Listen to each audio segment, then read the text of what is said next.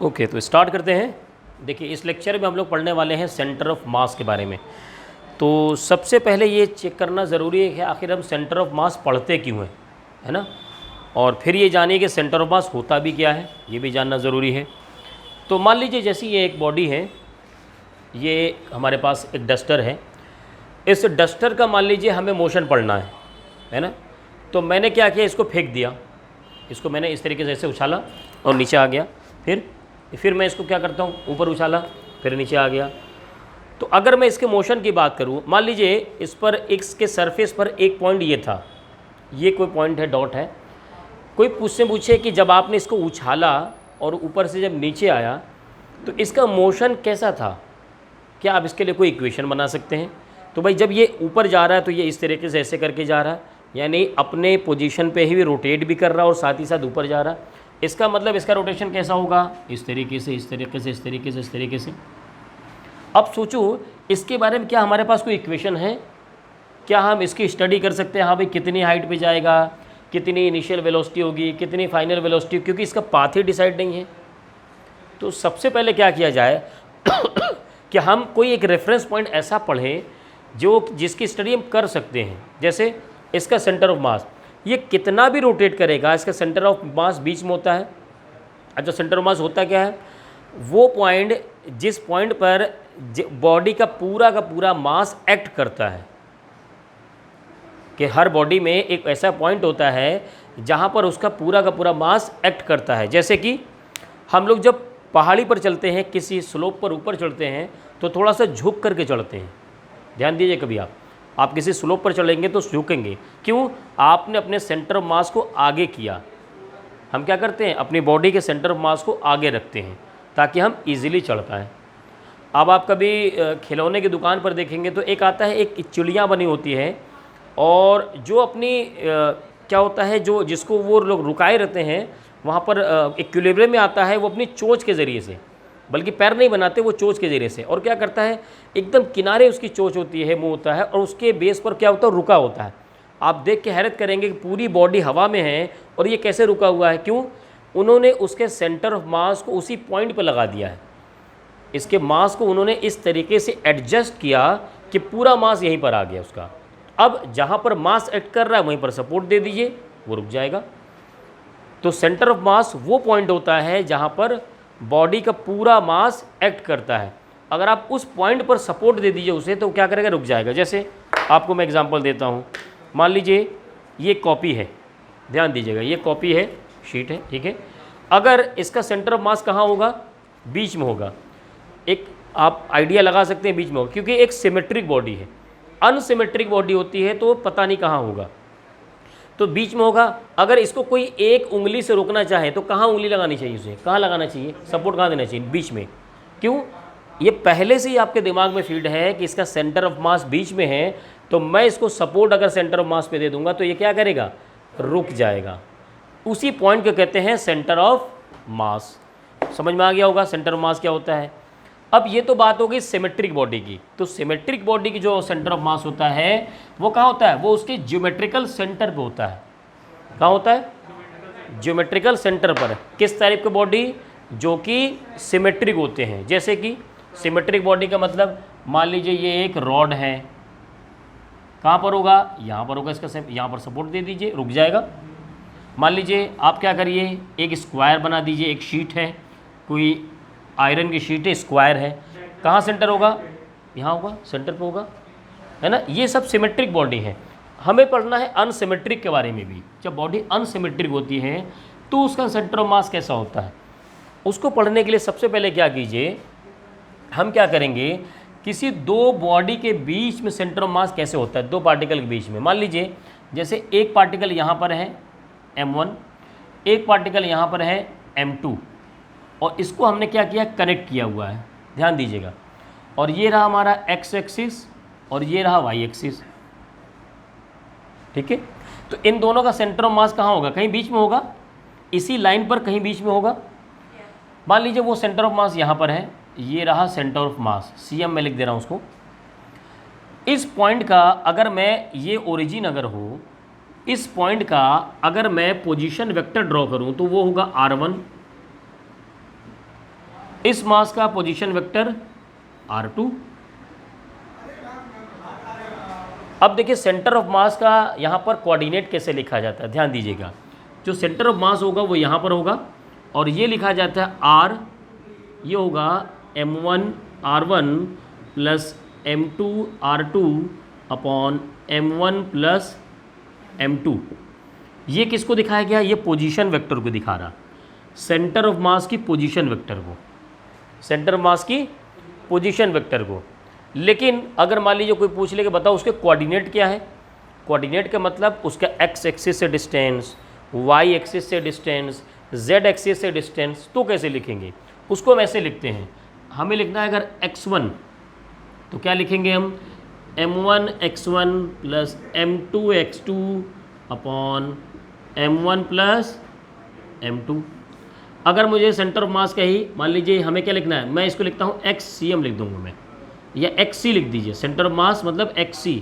ऐसे अगर YC लिखूँ यानी किसका कोऑर्डिनेट, Y कोऑर्डिनेट किसका, सेंटर ऑफ मास का, वो होगा m1 y1 plus m2 y2 upon m1 plus m2। मान लीजिए आपको z एक्सिस भी पूछा गया तो कैसे लिखेंगे, ZC is equal to m1 z1 plus m2 z2 upon m1 plus m2। अच्छा, क्या सिर्फ दो ही पार्टिकल के लिए ऐसा? नहीं, z एक्सिस, ठीक है। अभी मैं आपको एक कोऑर्डिनेट सिस्टम समझाऊंगा, उसमें x y z तीनों लेकर चलेंगे। मैं ये कह रहा था ज़रूरी नहीं कि सिर्फ और सिर्फ दो ही पार्टिकल के लिए हो।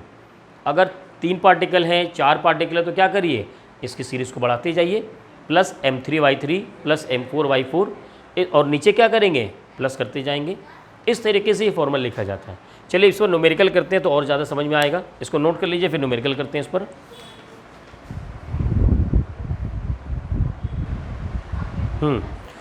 तो आइए इसमें कोऑर्डिनेट सिस्टम में इसके कुछ एग्जांपल्स ले लेते हैं। मान लीजिए ये x और y दिया हुआ है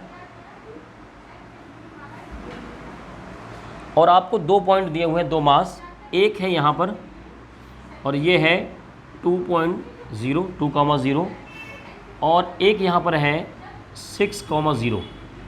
एक मास m यहाँ पर है, एक मास m यहाँ पर है।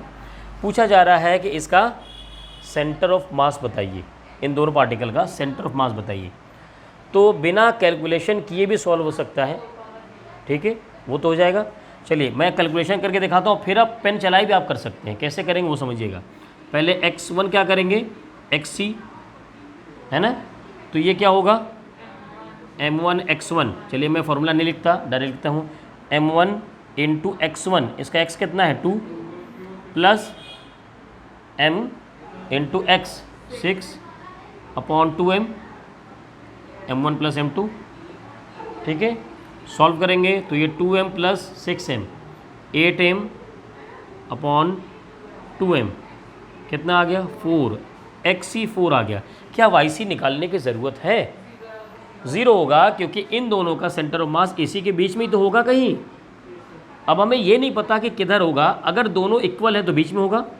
अगर मान लो ये 2m होता तो इधर खिसक जाता, ये भी तो होगा।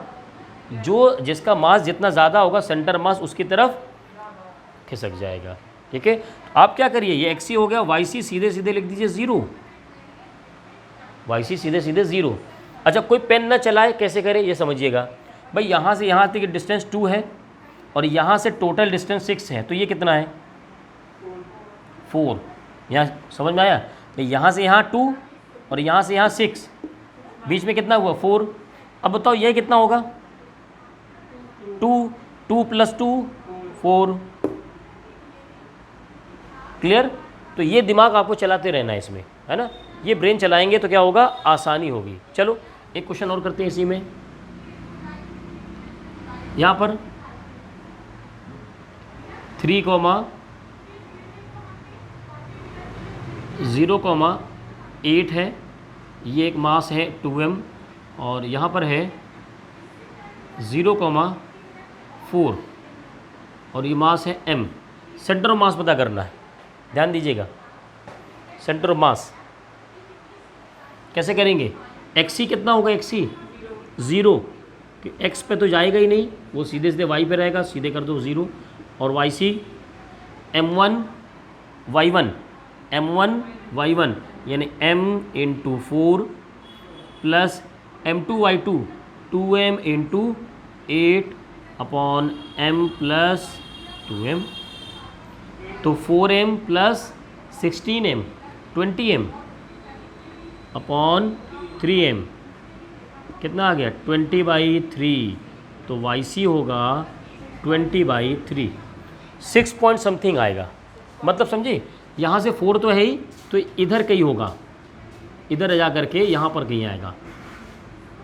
ये कितना होगा 6 पॉइंट समथिंग, यही तो होगा। ये 4 है, ये 8 है, तो यहाँ के आसपास होगा। अच्छा, मिड पॉइंट नहीं हो सकता, क्यों? हाँ, ऊपर मास ज़्यादा है, नीचे मास कम है, तो जिधर मास ज़्यादा होगा उधर सेंटर मास खिसक जाता है। अगर यहाँ पर दोनों क्या होते हैं 2m होते हैं, तो हम ऐसे ही करते, ये 4 है, ज़रा इसके बीच में निकालो, 4 से 8 जाओगे कितना हो जाओ 4, यानी बीच में आएगा 2, तो 2 प्लस 4 6 हो जाता। तो 6 पॉइंट समथिंग जो आ रहा है वो क्या होता 6 आ जाता। ठीक है, समझ में आया? चलिए नोट कर लीजिए, उसके बाद आगे बढ़ते हैं। नेक्स्ट कुछ नया एग्जांपल लेते हैं। अब देखिए कुछ चेंज करते हैं। मान लीजिए आपको एक स्क्वायर दिया हुआ है, ये स्क्वायर है, और यहाँ पर क्या है चारों कॉर्नर पर मास रखे हुए हैं। ध्यान समझिएगा, उसके बाद में क्वेश्चन दूंगा, आप कीजिएगा उसे, है ना। तो ये मास है यहाँ पर m 2m, फिर यहाँ पर है 2m और यहाँ पर है m, और इसके साइड्स क्या हैं वो a हैं। तो स्क्वायर है तो चारों a हो जाएंगे। अब पूछ रहा है इसका सेंटर ऑफ मास। तो सेंटर ऑफ मास निकालने के पहले देखिए, अभी तक जो मैंने क्वेश्चन कराए उसमें आपको कोई एक्सिस दिया हुआ था, यानी कोई उसने एक रेफरेंस पॉइंट दिया। अब इसमें आप पहले रेफरेंस तो बनाइए। रेफरेंस पॉइंट का मतलब ये हुआ कि जैसे मान लीजिए आपको बताना है कि आपका घर कहाँ है, तो आप बताएंगे कि उस गली में जाइएगा, गुप्ता जी का जो मकान है उसके राइट साइड में। तो गुप्ता जी का मकान क्या हुआ, रेफरेंस पॉइंट हुआ। ऐसे क्या करिए, इसमें रेफरेंस पॉइंट बनाइए, है ना। और अलग लोग अलग अलग रेफरेंस पॉइंट बना सकते हैं। आमतौर पर रेफरेंस पॉइंट बना जाता है सबसे लेफ्ट में और सबसे बॉटम में। कैसे? सबसे जो बॉटम में है उसके लाइन को आगे ड्रॉ कर दीजिए, उसको बना दीजिए x। सबसे लेफ्ट में जो लाइन है उसको ड्रॉ कर दीजिए, उसको बना दीजिए y। सिंपल, ठीक है। हो सकता है कोई इसको रेफरेंस पॉइंट बना ले, यहाँ से y बना दे, तो भी आंसर सही आएगा, लेकिन मैच नहीं करेगा। आंसर सही होगा लेकिन मैच नहीं करेगा।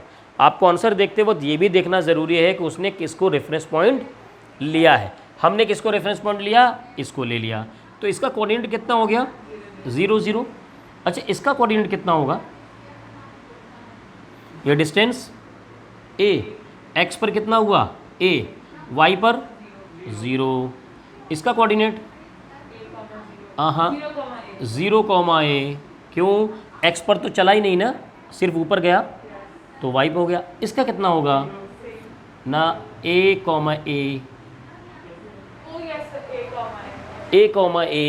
a पर आगे बढ़ा है और a पर ऊपर गया है, तभी तो है।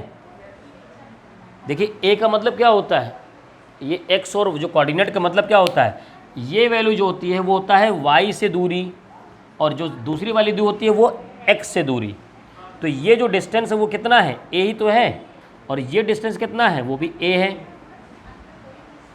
कोऑर्डिनेट आ गए। अब कोऑर्डिनेट आया तो आप क्या कर सकते हैं, फाइंड कर सकते हैं। कैसे करेंगे, xc और yc निकालेंगे दोनों, है ना। अब देखिए मान लीजिए करना होगा तो यहाँ क्या करेंगे, इसको m1 मान लेते हैं हम लोग, तो क्या होगा भाई 2m into 0 plus 2m into a plus m into a plus m into 0 upon 2m plus 2m plus m plus m।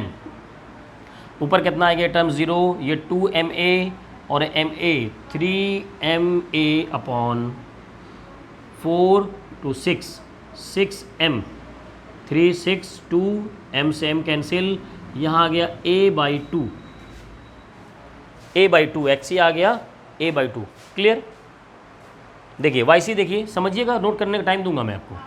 yc देखते हैं देखिए तो क्या होगा, mass m 2m into y0, mass 2m into Y 0, mass m into Y A plus mass m into Y A upon नीचे क्या आएगा, वही आएगा 2 2 4 6 आएगा, सेम आएगा ना।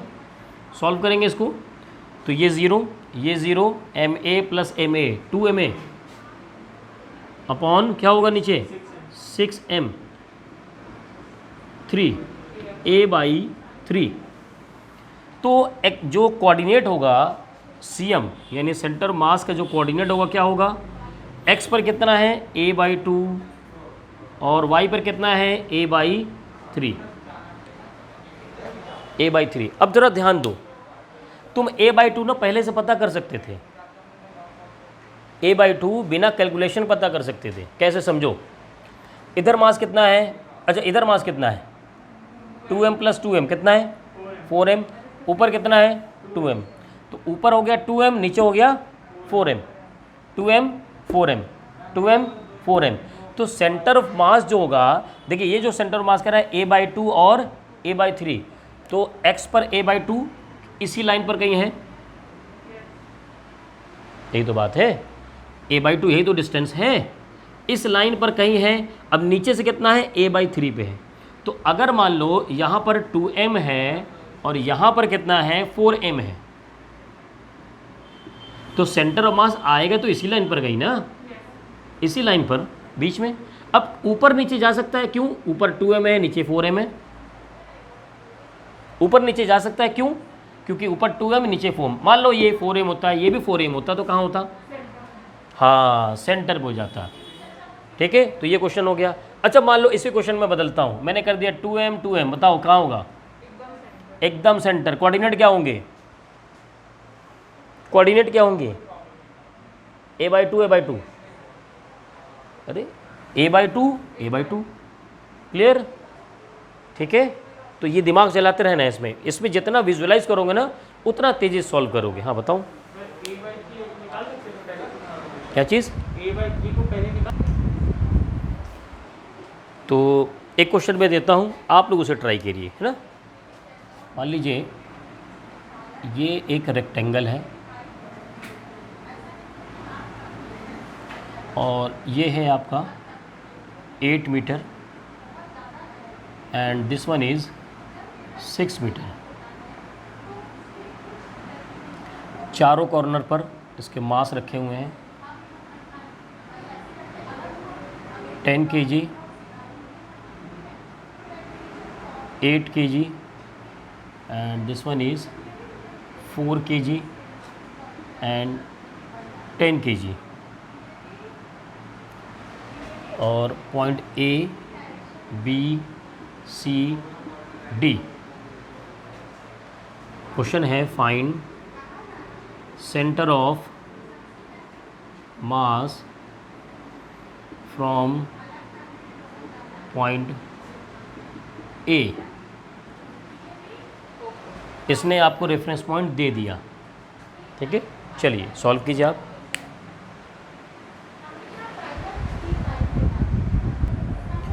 तो आइए इसका सॉल्यूशन देखते हैं है ना। तो सॉल्व करने के पहले सबसे पहले क्या करते हैं, हमें एक्सेस लेना है रेफरेंस पॉइंट।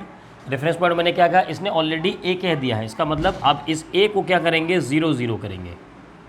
अगर आपको इसको A 0 0 किया, इसका मतलब आप इसको कर रहे हैं x एक्सिस और इसको y एक्सिस। कोऑर्डिनेट देखते हैं, ये 0 0, तो यहाँ कोऑर्डिनेट कितना हो जाएगा 8, 0 और ये 8, 6। x पर 8 गए हैं, ऊपर 6 गए हैं और इसका कोऑर्डिनेट 0, 6। तो आप xc लिखेंगे, m1 8 x 0, m2 10 x 8 4 m3 into x 8 plus 10 into 0। नीचे कितना होगा 8 प्लस 10 प्लस 4 प्लस 10। ऊपर कितना आएगा 80 और 32 यानी 112 और नीचे 18 22 32 कितना आ रहा? 7/2, एक ये आ गया। दूसरा YC, यहाँ पर 8 × 0, 10 × 0, 4 × 6 एंड 10 × 6 अपॉन सीधे 32 होगा। ऊपर आएगा 24 और 60, 84 अपॉन 32, कितना आएगा? 21/8। बस ये कोऑर्डिनेट हो गए आपके CM के, जो कोऑर्डिनेट हुए सेंटर ऑफ मास के, वो हो गया 7/2, 21/8। सिंपल, ठीक है, इस तरीके से सॉल्व करेंगे। हाँ ठीक है, आगे बढ़े, जल्दी नोट कर लो भाई, अगला क्वेश्चन कराते हैं। एक क्वेश्चन इसी पर और ले लेते हैं, है ना। अभी स्क्वायर लिया, रेक्टेंगल ले लिया, एक ट्रायंगल ले लेते हैं, इक्विलेटरल ट्रायंगल बना लेते हैं। ये हमारे पास हो गया इक्विलेटरल ट्रायंगल, और यहाँ पर आपका रखा हुआ मास m, साइड्स इसके तीनों A हैं, और हमें उसने एक्सिस नहीं कहा है, ओरिजिन नहीं कहा है। तो हम क्या करेंगे, सबसे बॉटम और सबसे लेफ्ट पे एक्सिस बनाएंगे, यानी इसको कर देंगे हम 0 0, और यहाँ से इसको ड्रॉ कर देंगे, तो ये हो जाएगा x, और यहाँ से ड्रॉ कर दिया तो ये बन गया y। ठीक है, बोर्ड पर देखिए, ध्यान से समझिएगा। अब इसका कोऑर्डिनेट क्या होगा? a, 0 होगा, क्योंकि x पे बड़ा है, y पे तो गया ही नहीं। इसका कोऑर्डिनेट क्या होगा ये बताइए। x पर कितना गया? ये डिस्टेंस a/2। आप देखिए, अगर यहाँ से ऐसे ड्रॉ करेंगे तो ये मिड पॉइंट से तो जाएगा, ये डिस्टेंस कितनी होगी? ये होगा a/2। तो x एक्सिस पर डिस्टेंस कितना हुआ? a/2, y एक्सिस पर डिस्टेंस कितना हुआ? इसका मतलब क्या होगा, ये लेंथ मुझे निकालनी चाहिए, यहाँ से यहाँ तक कितना होगा? a नहीं होगा, ये a है, ये 60 है, इक्विलेटरल ट्रायंगल है, 60 है, तो ये कितना होगा? a sin 60 होगा। देखो ट्रायंगल में सिखा देता हूँ अलग से। ये रहा आपका ट्रायंगल 60A, तो आप साइन एंगल लगाएंगे, sine 60 = this perpendicular upon hypotenuse. और मैंने आपको सीधे कहा है कंपोनेंट से बनाया करो इसके। अगर इसको कंपोनेंट बनाएंगे तो इधर क्या होगा? a cos 60, और इधर होगा a sin 60। ये इसको इक्वल कर दो, बस सिंपल। ठीक है, तो समझने के लिए आप ऐसे कर सकते हो, बहुत शॉर्ट में फटाफट जल्दी से होता है। a sin 60 का मतलब a√3/2, a√3/2, इसका मतलब क्या हुआ? a√3/2, ये होगा इसका y कोऑर्डिनेट। क्लियर? समझते हुए चलिएगा, खाली छापना नहीं। अब हमें क्या करना है? XC YC पता करना है। XC m1 कितने है भाई? m × 0 plus m × a plus m × a/2 upon सीधे कर देते हैं 3m कर दें, तो ऊपर कितना होगा? ma प्लस ma/2, ये हो जाएगा 3ma/2 अपॉन कितना है? 3m है ना, तो ये आ गया a/2। अच्छा देखो ज़रा, सही भी हो रहा है कि नहीं? एक बात बताओ, क्या सिमेट्रिक है कि नहीं है? अरे सिमेट्रिक तो है, इस लाइन के सिमेट्रिक है कि नहीं?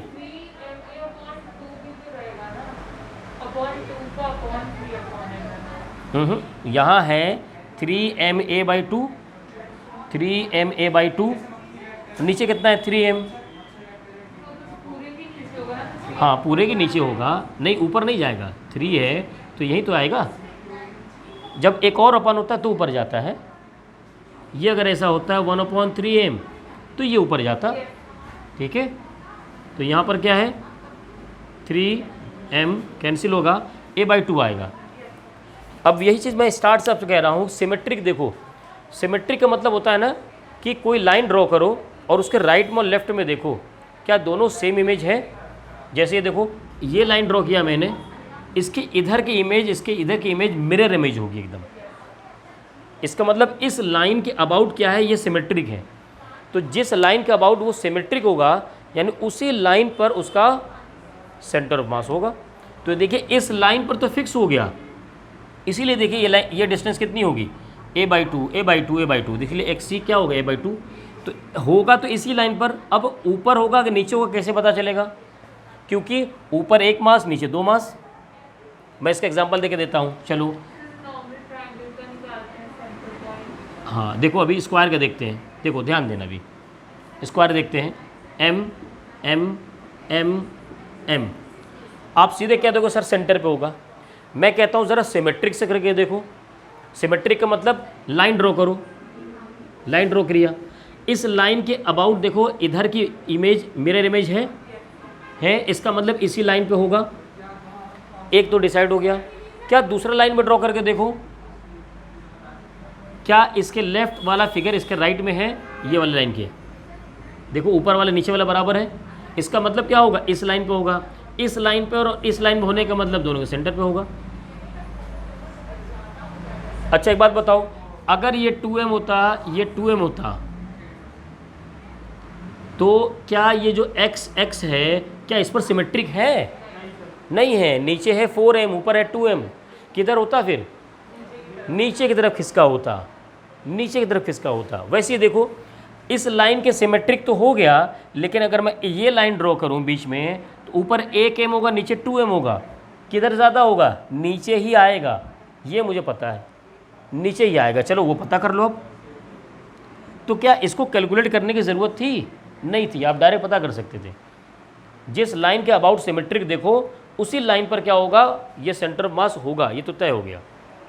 तो क्या करो यहाँ से m × 0 plus m × 0 plus m × √3/2 a upon 3m।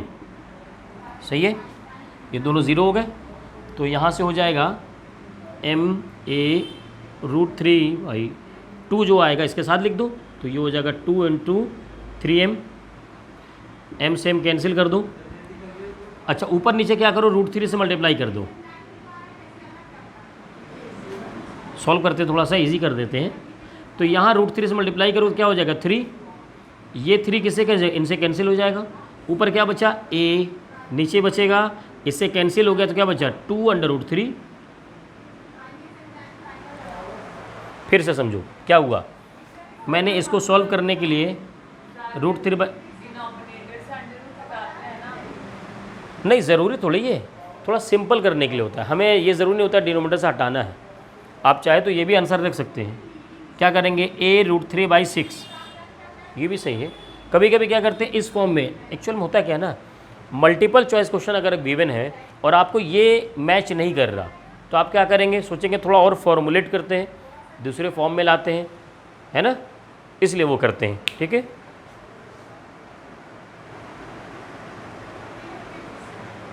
तो यहाँ पर क्या होगा, इसका कोऑर्डिनेट का सिस्टम क्या हो जाएगा, यहाँ पर cm सेंटर ऑफ मास का कोऑर्डिनेट ये होगा a/2 और a/2√3, ये कोऑर्डिनेट होगा। मैं फिर कह रहा हूँ, सबसे पहले चेक किया करो कि सिमेट्रिक कितना है। अगर सिमेट्रिक है, एक लाइन मिल गई तो उस लाइन पे तो कम से कम कैलकुलेट नहीं करना है ना। चलो नोट कर लो, अगला क्वेश्चन फिर दिखा रहते हैं। चलिए, तो आपको एक मैं थोड़ा सा एक ट्रिक सिखाता हूँ, है ना। वो ट्रिक क्या है वो समझिएगा, ध्यान दीजिए। आपने इसे भी पढ़ा भी है। मान लीजिए ये कोई मास m है और ये कोई मास m है, दो मास हो गए, और हमने क्या लिया, इसे m1 ले लिया, इसे m2 ले लिया। दोनों के बीच के डिस्टेंस यहाँ पर है r, और इसको रेफरेंस पॉइंट ले रहे हैं, तो ये होगा 0,0, ये होगा r,0, r,0। अगर सेंटर ऑफ मास की बात की जाए तो क्या होगा, चलो कैलकुलेट करके देखते हैं। होगा तो 2 पर, ठीक है, 2 पर होगा। चलो कैलकुलेट करके देखते हैं इससे, एक्सी से। हाँ, इक्वल नहीं पता है इसलिए सेंटर पे नहीं होगा, ये गलती थी।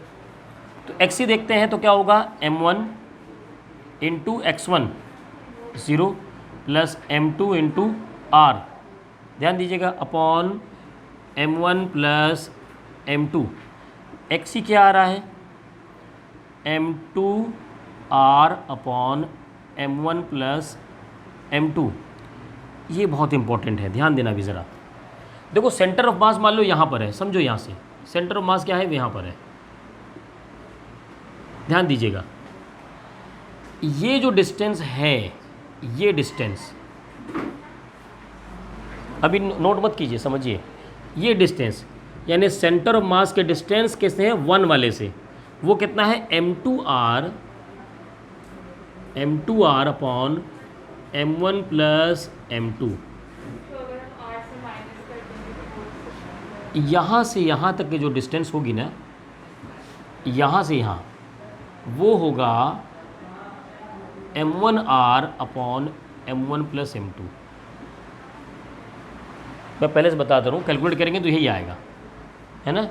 अब इसका फ़ायदा क्या है ये समझो, जब आप इसको रेफरेंस पॉइंट ले करके सॉल्व करेंगे ना, यही आएगा m1r। इसका नहीं, सेंटर कहाँ पे है, ये m2r है, ये m1r है ना। इसका फ़ायदा क्या है वो समझिएगा। जब कभी भी ऐसे दो ब्लॉक दिए हों, दो पार्टिकल दिए हों और सेंटर ऑफ मास पूछे, तो आपको ये करने की ज़रूरत नहीं है। अगर वो 1 से पूछ रहा है, 1 से पूछ रहा है, तो 2 वाले मास को लो और डिस्टेंस से मल्टीप्लाई कर दो अपॉन टोटल मास। अगर वो 2 से पूछ रहा है तो 1 वाले मास लो, 1 वाला mass into distance upon total mass, ठीक है। तो ये हमारा फॉर्मूला है। क्यों पढ़ा रहा हूँ मैं इसको, अभी मैं एक क्वेश्चन दूंगा, उसमें समझ में आएगा, ठीक है। नोट कर लीजिए इसको।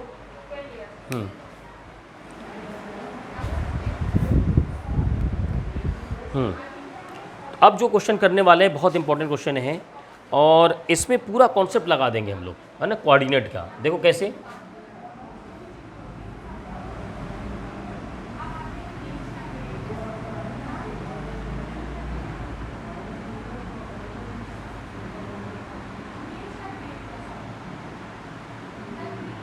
ये बन गया, और पीछे वाली वॉल भी बना दो। ये समझिएगा क्वेश्चन क्या है, समझिएगा। ये देखिए, इसमें कॉर्नर कितने हुए, 8, 4 कॉर्नर सामने है, 1 2 3 4, और 4 कॉर्नर पीछे। तो पीछे वाले पर क्या है, मास m है चारों पर, मास m है चारों पर, ठीक है। सामने वाले जो 4 कॉर्नर हैं, इस पर कितना है, 2m 2m 2m। अभी आप पूछ रहे थे ना सर z एक्सिस में कैसे करेंगे। अब देखो ये 3D में आने लगा, है ना। कह रहा है इसका सेंटर ऑफ मास पता कीजिए, जबकि इसका जो साइड है वो a है, तो सारे साइड इक्वल हैं, और इसने सेंटर जो वो बताया, ओरिजिन इसको बनाया। इस पॉइंट से आपको क्या आ रहा है, सेंटर ऑफ मास पता करना है। तो इसका सिस्टम तो ये है कि सबके कोऑर्डिनेट पता करो। चलो कोऑर्डिनेट पता करते हैं, फटाफट सीखते हैं। देखो ये 0 है ना, तो ये तो a होगा, इसका कोऑर्डिनेट कितना होगा, a, 0। z भी कितना होगा बताओ, z का मतलब इधर 0, सही है। x y z तीनों लिखेंगे। चलो इसको करते हैं, किसमें, हाँ यहाँ पर भी, ठीक है। चलो इस पे करते हैं। तो क्या x पे आगे बढ़ा, नहीं। क्या y पे आगे बढ़ा, नहीं। z पे आगे बढ़ा, कितना, a। इसको देखो, हाँ, क्या x पे आगे बढ़ा, हाँ, a 0 a, y पे ऊपर नहीं गया था, नीचे ही है। आ जाओ इस पर आते हैं, x पे आगे बढ़ा ही है, a आगे है, सामने वाला फेस है, ये पीछे वाला फेस है, ये आगे वाला है, a। ये वाला होगा 0 a। ये देखो ये क्या है, x पर कहीं नहीं गया, तो ये है 0 a। इसको आओ देखो, ये पीछे वाले फेस पे है, इसके साथ वाले दीवार पर, तो a तो x पे गया ही है, a गया है, लेकिन ये क्या है, 0। हाँ हाँ, x पर तो गया नहीं, y पर गया a, और फिर y पे भी, z पर भी 0 हो गया। सबको कोऑर्डिनेट पता चल गए। अब मैं कहूँ सेंटर ऑफ मास पता करो, तो तुम कितने मास को ऐड करोगे? 8। लंबा कैलकुलेशन होगा। हाँ, 4 वालों को एक साथ करते हैं। क्या कर सकते हैं? पीछे वाला एक प्लेन देखो, आगे वाला एक प्लेन देखो। पीछे वाला प्लेन मैं यहाँ बना देता हूँ, ध्यान देना। अगर किसी ने इसको विजुलाइज कर लिया ना तो बहुत जल्दी सीख जाएगा। ये है एम एम एम और एम। इसका सेंटर ऑफ मास कहाँ होगा? एकदम सेंटर पर, ठीक है। कोऑर्डिनेट बताओ। हाँ देखो, ये वाला प्लेन है a/2 a/2 a/2 a/2 a/2 और 0। देखो पीछे वाला प्लेन है तो इसके अकॉर्डिंग z में तो कुछ बढ़ा ही नहीं है, तो z में 0 और इसके आधा होगा ना, ये a है तो आधा होगा। चलो इसके सामने वाला प्लेन बनाते हैं, उसके नीचे बना देते हैं, यहाँ बना देते हैं। ये उसके नीचे बना दिया, ये नहीं 2m 2m 2m 2m। समझो ये कैसे है, मैं बता रहा हूँ अभी आपको। एक कॉपी और मिल जाए, बस वो कॉपी दे दो, बता रहे हैं। ये रहा एक प्लेन, इसके 4 corner m m m m। हाँ देखो ये क्या होगा, ये 2m वाला है, इस पर 2m 2m 2m 2m, तो ये क्या है, ऐसे है सामने, ठीक है। अब दिख रहा होगा सबको, एकदम विजुअलाइज हो रहा होगा। तो यहाँ पर क्या होगा, पहली बात तो सेंटर पर होगा ही, और वो सेंटर यहाँ होगा। तो x से a/2 बढ़ा, हाँ a/2 और a/2। देख लो, नहीं गलत है। z पे सोचो, z पे कितना आया होगा, ये पूरा आया ना। पीछे वाला प्लेन पीछे, आगे वाला प्लेन आगे, तो ये क्या होगा, a होगा। हाँ वो तो पूरा आ गया आगे, और पीछे वाला दवाल पीछे पूरा है, ठीक है। अब हमें 2 प्लेन आ गए। अच्छा इस पर कितना मास है, 4m, इस पर कितना मास है, 8m। तो क्या हमारे पास मास नहीं दिख रहा है, 4m 8m। अब बताओ दोनों के बीच की डिस्टेंस है कितनी? अरे इससे निकल जाएगा, z ही तो है, z है, इसका मतलब क्या है, a है। क्या है, a है। अब बताओ, अभी जो मैंने समझाया था, अगर मुझे आप, अच्छा किससे पता करना है डिस्टेंस, पीछे वाले से।